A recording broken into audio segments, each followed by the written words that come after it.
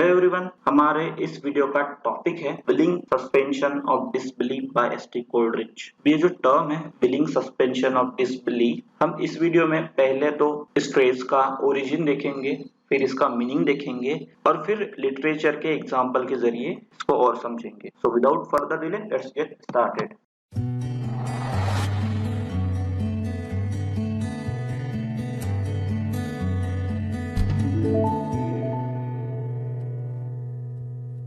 तो ये जो टर्म है एसटी कोल्ड्रिच ने 1817 में उनका जो वर्क पब्लिश हुआ बायोग्राफिया लिटरेरिया और biographical sketches of my literary life and opinions, इसमें कोल्ड्रिच ने इस टर्म को पहली बार यूज किया है। कोल्ड्रिच बायोग्राफिया लिटरेरिया में बताते हैं कि जब लिरिकल बैलेड्स, ये जो कलेक्शन है, लिखने की बात हुई थी वर्ड्सवर्थ और कोल्ड्रिच के बीच में, तो उन्होंने डिसाइड किया था कि Coleridge would write about supernatural characters, events, but that would be convincing. तो ये डिसाइड हुआ था कि Coleridge supernatural elements, supernatural characters, events के बारे में लिखेंगे, लेकिन वो कन्विंसिंग होंगे। और फिर कहते हैं to procure for these shadows of imagination that willing suspension of disbelief for the moment which constitutes poetic faith. लेकिन ये सुपरनैचुरल कन्विंसिंग होने के लिए जो विलिंग सस्पेंशन ऑफ डिसबिलीफ है वो बहुत ज्यादा जरूरी है। यहाँ पे कोल्ड्रिच विलिंग सस्पेंशन ऑफ डिसबिलीफ को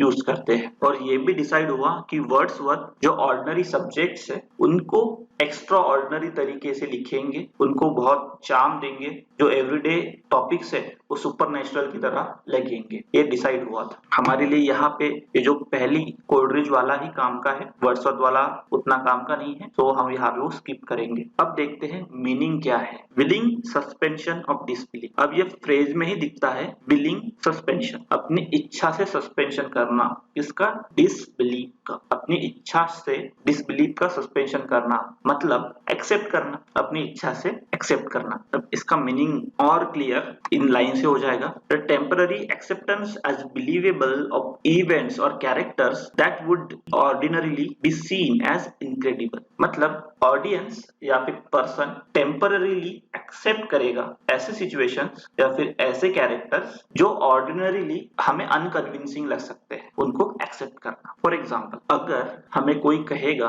कि भूत होता है या फिर एक पर्सन ने हवा में ट्रैवल किया है, हवा में उड़ा है अपनी मैजिकल पावर से, हम में से कोई बिलीव नहीं करेगा। लेकिन जब ये बात आती है ड्रामा में या फिर फिल्म में, हम एक्सेप्ट कर लेते हैं। तभी के लिए मूवी देखने के लिए एक्सेप्ट करते हैं कि हाँ ये हो सकता है, आदमी उड़ सकता है, सुपरमैन पर्वत को उठा सकता है, शक्तिमान समुंदर पी सकता है। हम ये तभी के लिए एक्सेप्ट करते हैं और यही है willing suspension of disbelief for the movement. हम टेम्पररीली एक्सेप्ट करते हैं अनबिलीवेबल चीजों को। जो चीजें ऑर्डिनरी लाइफ में हमें अनकन्विंसिंग लगती है, हमें इलॉजिकल लगती है, हम उसे टेम्पररीली वो मूवी या फिर वो जो ड्रामा या फिर जो पोएम है उसको एंजॉय करने के लिए हम वो एक्सेप्ट करते हैं। यही है willing suspension of disbelief. This is usually to allow an audience to appreciate works of literature और drama that are exploring unusual ideas. अब ये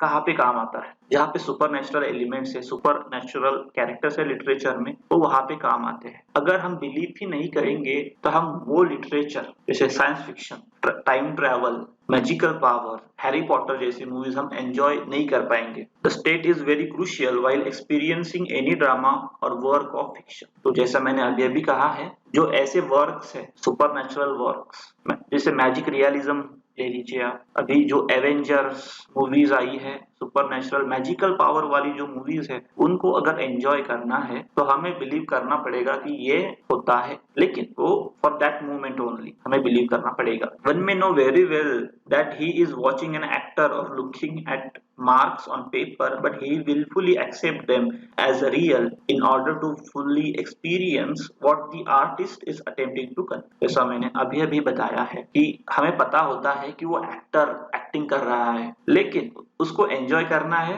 तो हमें एक्सेप्ट करना पड़ेगा कि वो कैरेक्टर रियल है। That is willing suspension of disbelief. अब हम एग्जाम्पल के जरिए इस फ्रेज को, इस टर्म को समझते हैं। कोल्ड्रिच की 3 बहुत ज्यादा सुपर नेचुरल एलिमेंट वाली फेमस पोएम्स है, Rime of the Ancient Mariner, Christabel Kubla Khan. तो राइम ऑफ एंशिएंट मरीनर में मरीनर जो वेडिंग गेस्ट है उनको अपनी स्टोरी बताता है। अब जो गेस्ट है उनके साथ साथ ऑडियंस को भी अपनी स्टोरी बताता है, लेकिन मरीनर की जो स्टोरी है उसे एक्सेप्ट करना पड़ेगा उन वेडिंग गेस्ट्स को और हमें भी, नहीं तो हम एंजॉय नहीं कर पाएंगे life in death, death in life. Albatross का मैजिकल एलिमेंट हम एंजॉय नहीं कर पाएंगे। वैसे ही क्रिस्टाबेल की बिगिनिंग में जो जेराल्डाइन है वो इनोसेंट गर्ल है जिसे अबडक्ट किया गया है, किडनैप किया गया है। लेकिन जैसे ही पोएम आगे बढ़ती जाती है हमें पता चलता है कि in reality she is the which. अगर इसको एंजॉय करना है उस पोएम को तो हमें एक्सेप्ट करना होगा कि वहां पे विच होती है, वहां पे मैजिक होता है। कुबला खान भी वैसे ही एक पोएम है जहाँ पे उस छोटे से एरिया में नदी है, रिवर है जो केव्स के अंदर से भी जाती है और ऐसा स्पॉट है जहाँ ऊपर गर्मी है और नीचे ठंडी है, और जो भविष्यवाणी होती है, वॉर की प्रोफेसी होती है, उसको भी बिलीव करना होगा, तभी हम ये पोएम्स एंजॉय कर सकते हैं। आई होप कि आपको विलिंग सस्पेंशन ऑफ डिसबिलीफ समझ में आया होगा। अगर आपके कुछ क्वेश्चंस है तो आप कमेंट बॉक्स में लिख सकते हैं, I will try to answer them. So आज के लिए इतना ही। आई होप कि आपको ये वीडियो पसंद आई होगी। अगर आपको ये वीडियो पसंद आई है तो प्लीज इस वीडियो को लाइक करें, शेयर करें और हमारे चैनल को सब्सक्राइब करें। Thanks for watching and stay connected.